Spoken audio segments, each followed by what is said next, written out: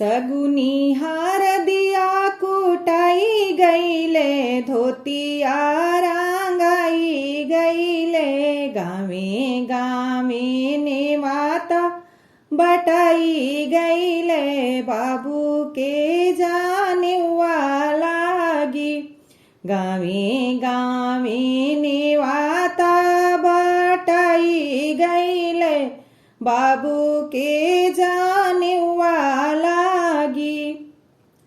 मौसी आईली मौसा के सांगे, मामी मामा के सांगे। मौसी आईली मौसा के सांगे, मामी मामा के सांगे। फुआ आईली बनिहार सांगे, लोगावा डेराई गईले। फुआ आईली काम कर सांगे, बरुआ लाजाई गईले। दुआरा बैठाल बरुआ के बाबा, फुआ से अरज कर।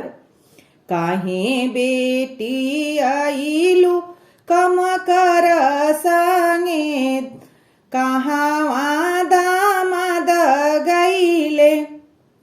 दुआरा बैठाल बरुआ के पापा, बहिना से अरज करे। काहे बहिना आइलो बनिहार सांगे, जीजा हमरो कहाँ गईले। तोहारो दामाद पापा रुसल बाड़े, खेते जाके सुतल बाड़े।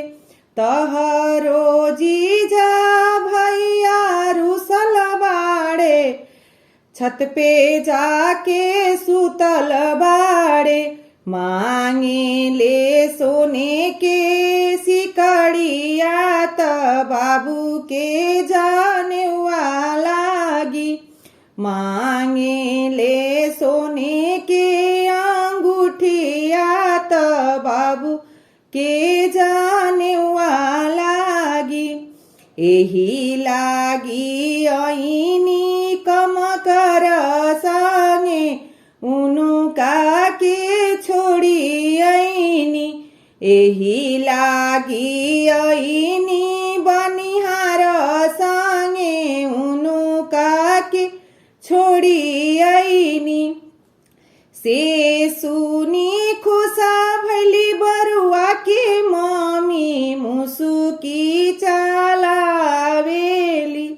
से सुनी खुशा भैली बरुआ के चाची, मुसुकी चलावेली।